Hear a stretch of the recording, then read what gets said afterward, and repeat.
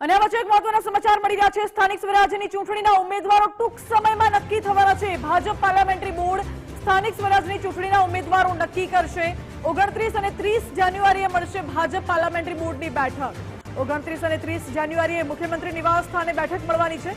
Parliamentary બોર્ડની બેઠકમાં CM, પ્રદેશ પ્રમુખ, બોર્ડના સભ્યો પણ હાજર રહેવાના છે। ટૂંક જ સમયમાં હવે સ્થાનિક સ્વરાજની ચૂંટણીના ઉમેદવારો નક્કી થઈ શકે છે। આ બાબતે મારી સાથે નિકુંજ જાની લાઈવ જોડાઈ ગયા છે। નિકુંજ, શું અપડેટ્સ?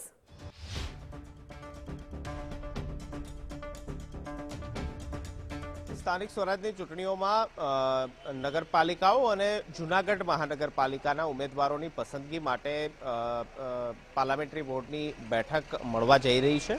29 અને 30 તારીખ જાન્યુઆરી મહિનાની આ એ તારીખ છે કે જ્યારે સ્થાનિક સ્વરાજની ચૂંટણીઓના ઉમેદવારોનું ભાવિ નક્કી થશે, એટલે કે તેમને ટિકિટ કોને મળવાની છે તેનો ફેસલો થશે।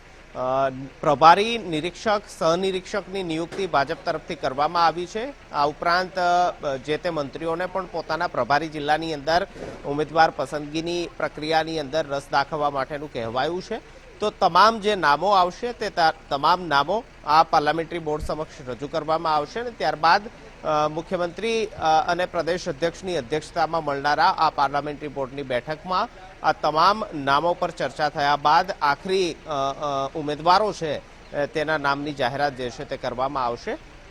મહત્વનું છે કે 1 ફેબ્રુઆરી ઉમેદવારી ફોર્મ ભરવાની આખરો દિવસ છે, તે પહેલા 29 અને 30 જાન્યુઆરીએ આ પાર્લામેન્ટરી બોર્ડની બેઠક જે છે તે મળનારી છે। મુખ્યમંત્રીની નિવાસ સ્થાને આ પાર્લામેન્ટરી બોર્ડની બેઠક મળશે કે જેમાં મુખ્યમંત્રી, પ્રદેશ પ્રમુખ સહિત લગભગ 22 સભ્યોનું પાર્લામેન્ટરી બોર્ડ છે, જેમાં ભાજપના સિનિયર નેતાઓ છે તે તમામ હાજર રહેશે અને ઉમેદવાર પસંદગીની આખરી મહોર જે છે તે પાર્લામેન્ટરી બોર્ડની અંદર લગાવવામાં આવશે।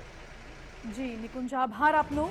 એટલે સ્થાનિક સ્વરાજની ચૂંટણી નજીક છે અને તે પહેલા ભાજપ પાર્લામેન્ટરી બોર્ડની બેઠક મળવાની છે, જેમાં ચૂંટણીના ઉમેદવારો ટૂંક જ સમયમાં નક્કી થઈ શકે છે। ભાજપ પાર્લામેન્ટરી બોર્ડ મળશે, જેમાં સ્થાનિક સ્વરાજની ચૂંટણીના ઉમેદવારો નક્કી થશે। 29 અને 30 જાન્યુઆરીએ ભાજપની પાર્લામેન્ટરી બોર્ડની બેઠક મળવા જઈ રહી છે। 29-30 જાન્યુઆરીએ મુખ્યમંત્રીના નિવાસ સ્થાને આ બેઠક મળશે, જેમાં તમામ જે સ્થાનિક સ્વરાજની ચૂંટણી નગરપાલિકાઓમાં યોજાવાની છે, સાથે જૂનાગઢ મહાનગરપાલિકામાં પણ ચૂંટણી યોજાવાની છે, તે તમામના ઉમેદવારોના નામ આવશે અને નામમાં ચર્ચા કરવામાં આવશે। મુખ્યમંત્રી નિવાસ સ્થાને જે બેઠક મળવાની છે તેમાં તમામ નામોની ચર્ચા કરાશે અને ત્યારબાદ ઉમેદવારી ફોર્મ ઉમેદવાર ભરી શકશે।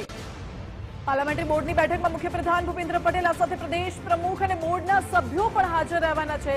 ભાજપ પાર્લામેન્ટરી બોર્ડના જે સભ્યો છે તેઓ પણ હાજર રહેશે અને ઉમેદવારોના નામ પર ચર્ચા કરવામાં આવશે અને ત્યારબાદ ઉમેદવાર ફોર્મ ભરી શકશે। મહત્વનું છે કે રાજ્યની નગરપાલિકાઓ, સ્થાનિક સ્વરાજની જે ચૂંટણી છે તેમાં નગરપાલિકાઓ અને જૂનાગઢ મહાનગરપાલિકાની ચૂંટણી યોજાવાની છે।